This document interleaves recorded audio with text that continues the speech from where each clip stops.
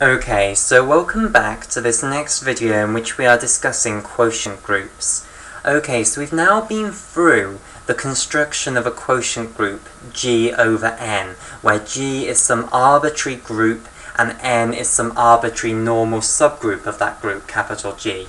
Okay, what I now want to do is make the concept of a quotient group more solid within your mind by giving you a concrete example of producing a quotient group, basically.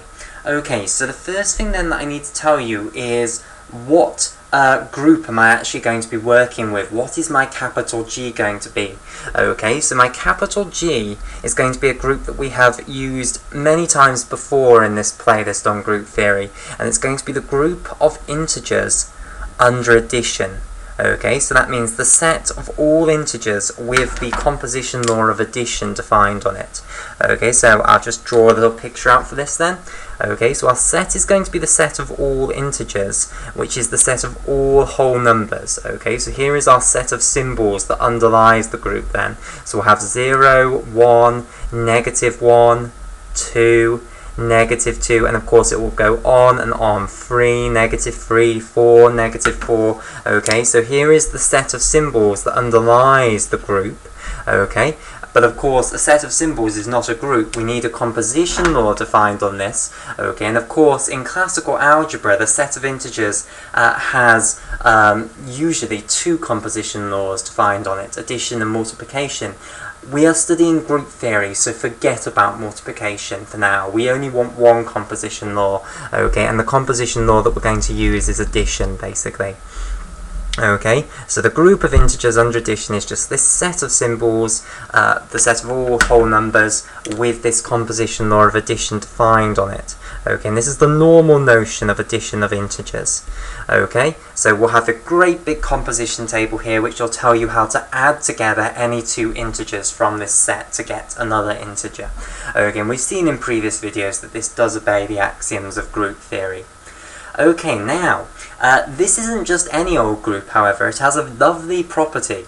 Okay, it's an abelian group, so it doesn't matter which way round you compose two elements together. So if I take an arbitrary little x and I add it to an arbitrary little y within my group of integers under addition, it's exactly the same if I do it the other way around. So y plus x is the same thing. So my composition table is symmetric down the diagonal line is what this means. Okay, now why is it very helpful that I have picked an abelian group? Okay, well the reason it's very helpful that I've picked an abelian group is that we know that in the case of abelian groups, all subgroups are normal subgroups. Okay, so bravo, fantastic. We do not need to worry about our subgroup being normal, okay, because in an abelian group, all subgroups are normal subgroups. Okay, and remember the reason for that is that conjugation in an abelian group has no effect at all, okay?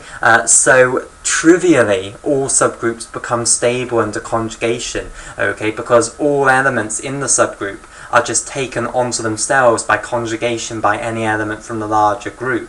Okay, so it's certainly stable under conjugation, basically. Okay, so that's going to be very nice because that means that all I need now to do is find some subgroup of the group of integers under addition, and that will instantly be a normal subgroup, and therefore I can form the quotient group of Z over that subgroup. Okay, so we have studied in a previous video in this playlist on group theory all the subgroups of the group of integers under addition, okay, and we've seen that they are all things of the form little n times z, so all the integer multiples of some natural number, little n, basically.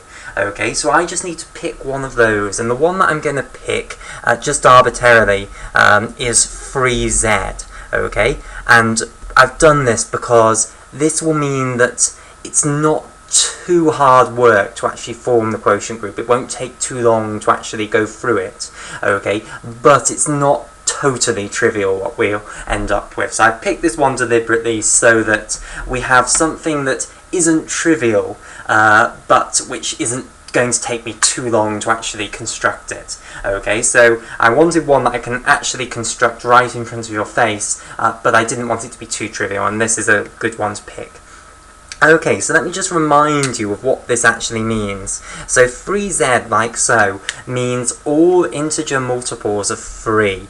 Okay, so written out, this is the set of all things of the form 3 times little z, where little z is an element of the integers. Now I know we have not formally defined multiplication of integers, but I hope that you are aware of how to multiply integers from classical algebra. So just use your understanding of classical algebra to construct that set.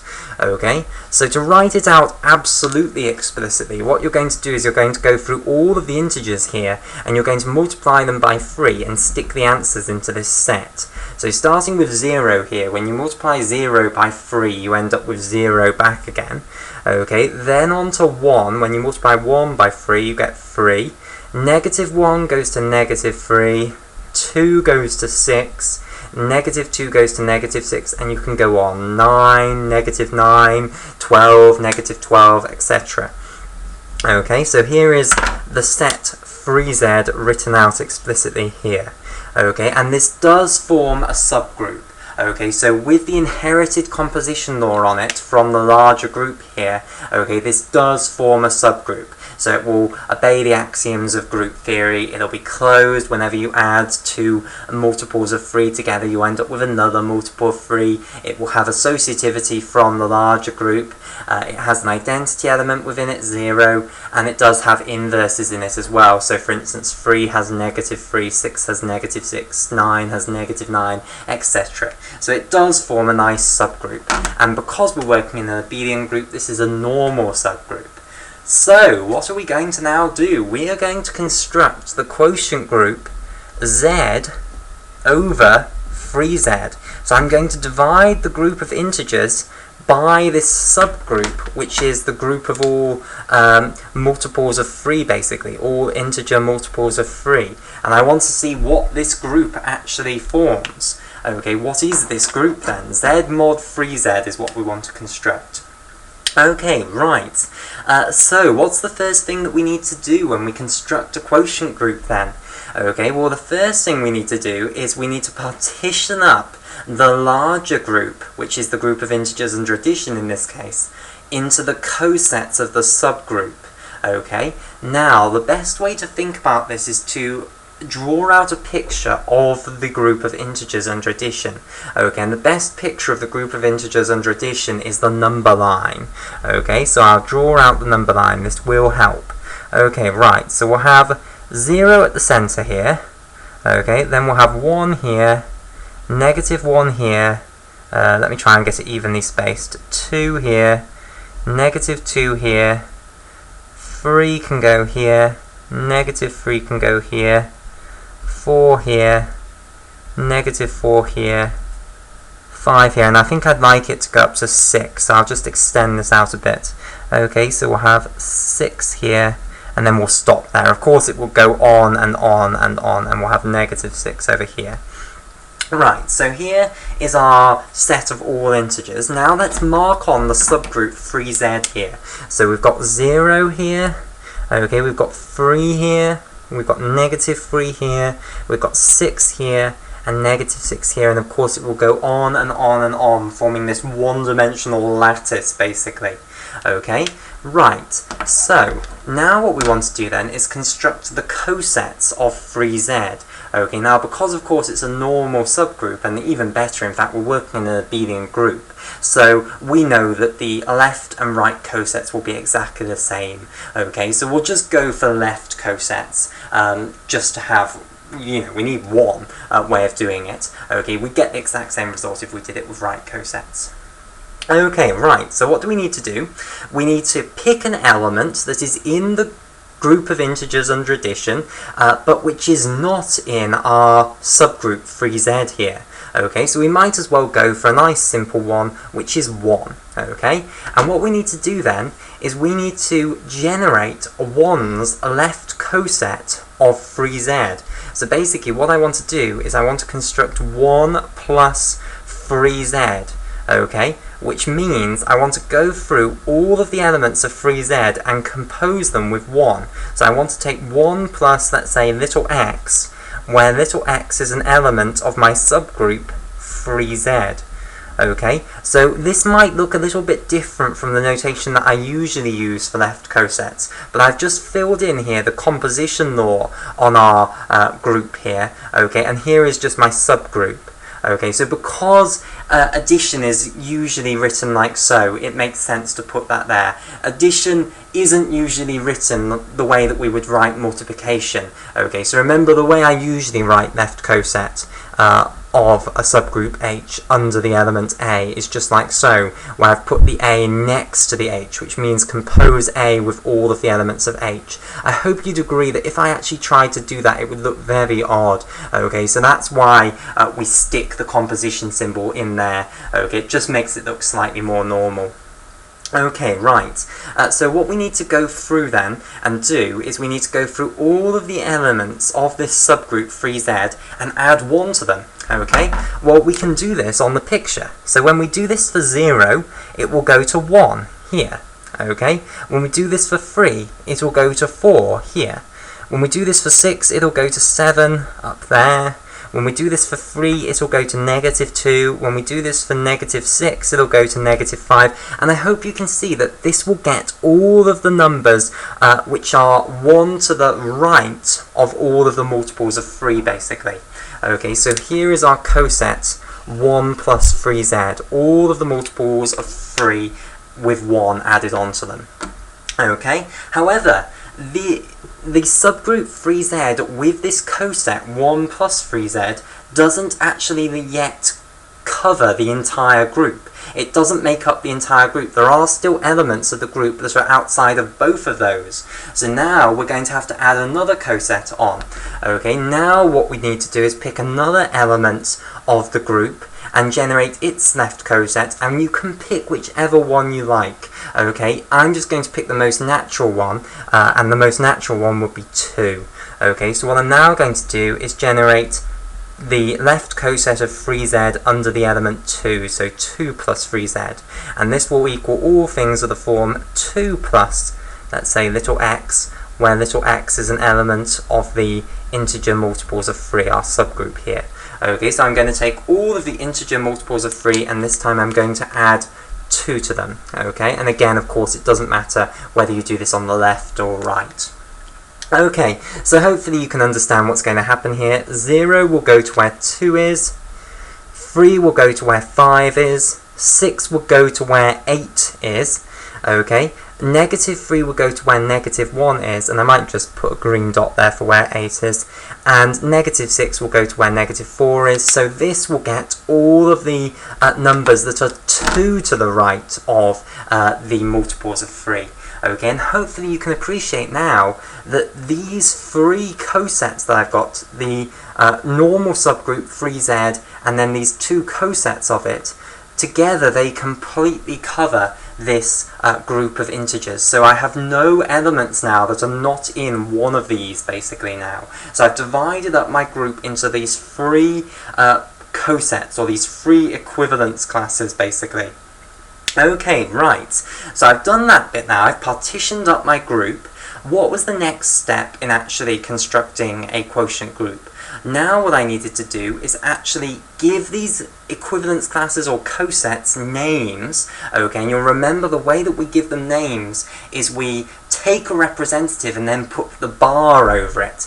Now, I said at the time when we were doing this abstractly that usually it leaps out at you which representative to use, and I hope that here I will be able to illustrate that point. Okay, so 3z here. What is the obvious representative to use for my subgroup 3z? Okay, well you can use whichever one you like, however the most obvious one to use is the identity element, the additive identity, 0 bar. Okay, so we are going to use the element 0 as our representative, and I'm now going to call this entire equivalence class 0 bar, the equivalence class containing 0.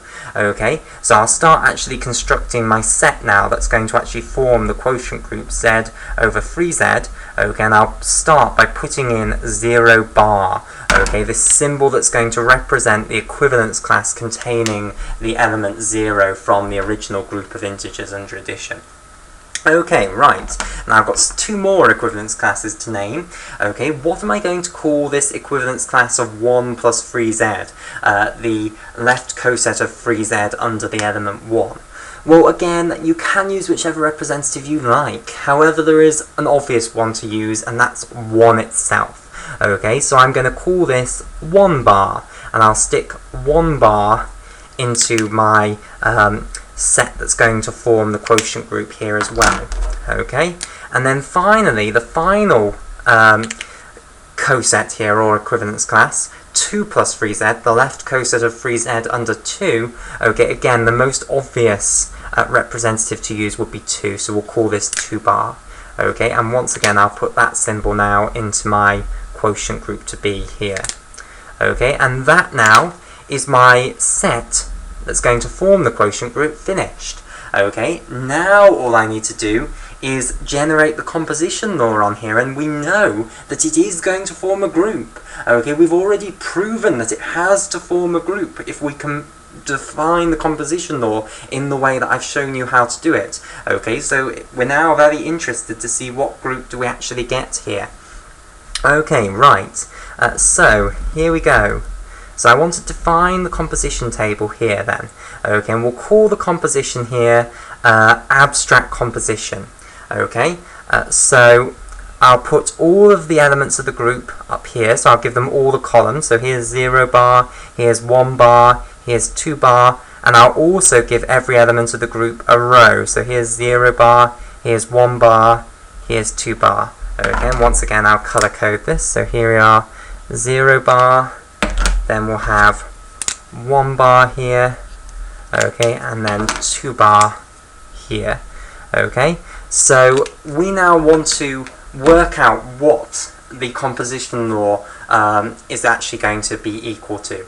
Okay, so how do we work out what any two elements of our set here is composed together is going to be equal to? Well, remember, we just take representatives from the cosets, compose those together in the original group, which is the group of integers under addition here, and then get some answer, and then take the coset that contains that answer. Okay, so firstly, we know that 0 bar must be the identity element in this quotient group, okay, because it contains the additive identity from my original group. Okay, so for instance, if I want to compose it, okay, with 1 bar, like so if I want to ask what this is equal to, then quite simply I just need a representative from here and a representative from here. Okay, I will always pick as my representative here 0, okay, because it's a very easy one to manipulate. You can use any one, and of course we have proven that the composition law is well defined in all cases, so it will always give the same answer, but the most obvious one to pick is 0. Okay, it's the one where you'll have the easiest time actually doing it. Okay, and then we can just say, well, any other representatives that you could have picked, they would have given the same answer overall, okay, because we've already proven it's well defined.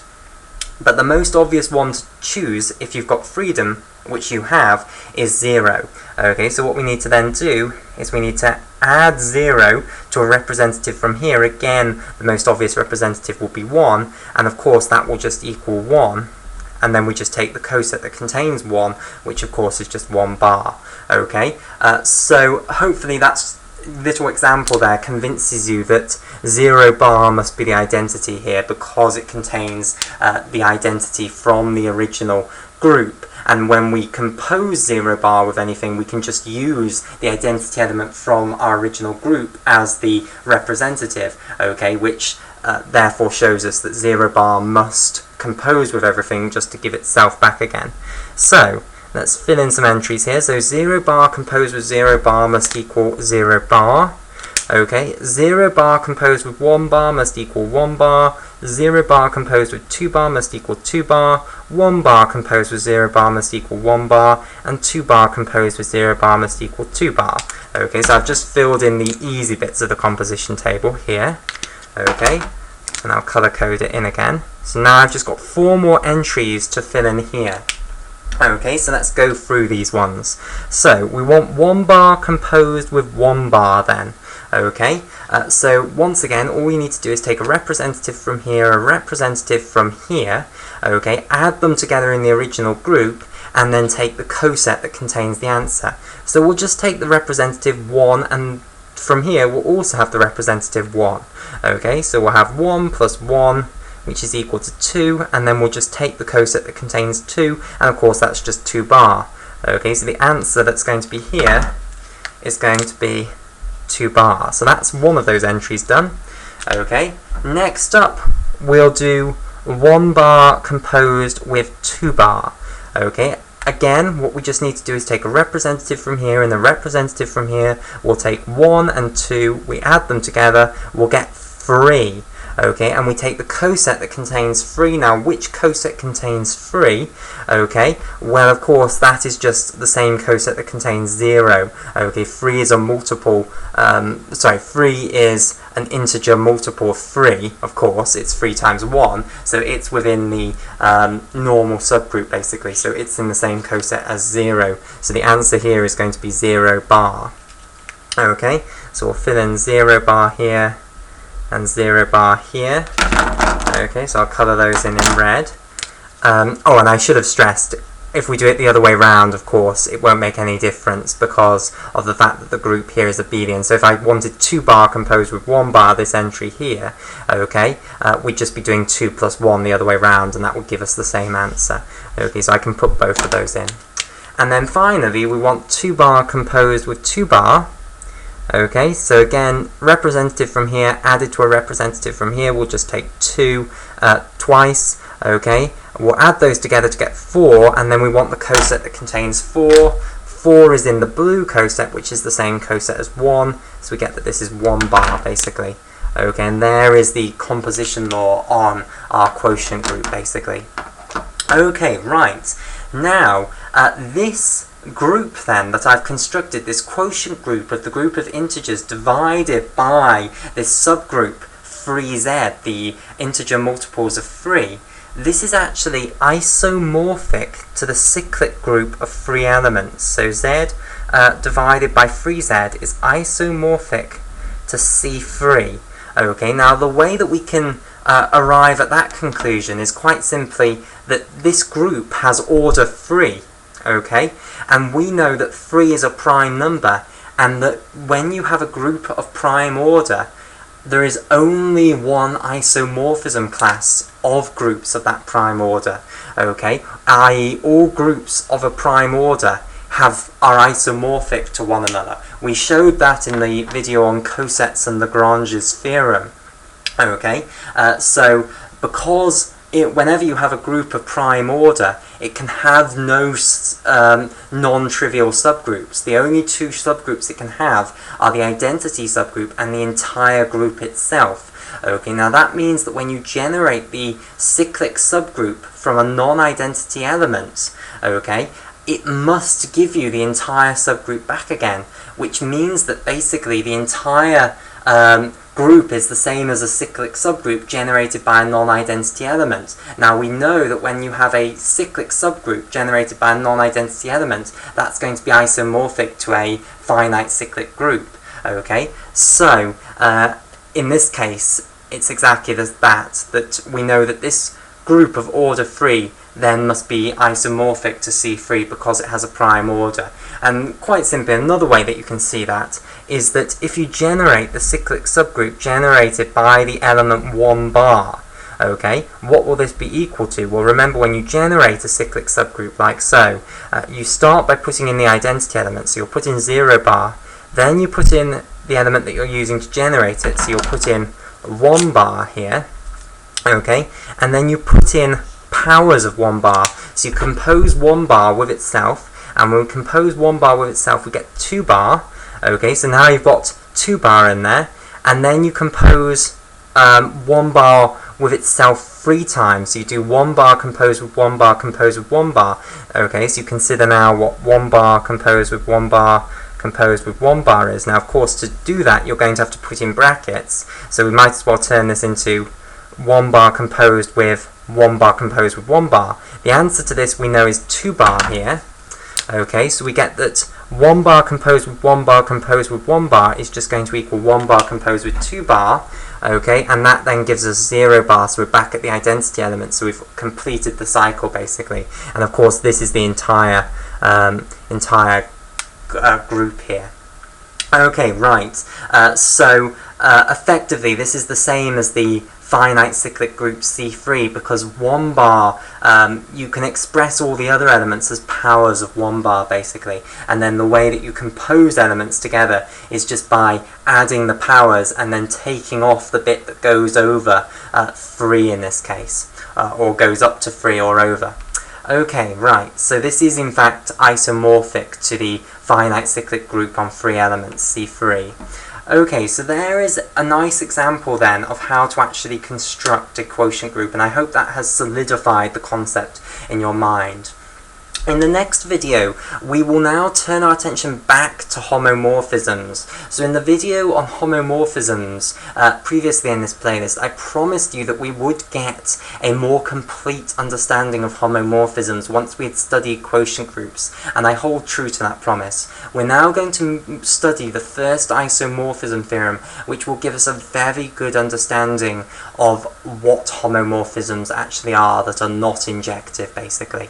Okay, right, so we'll do that in the next video.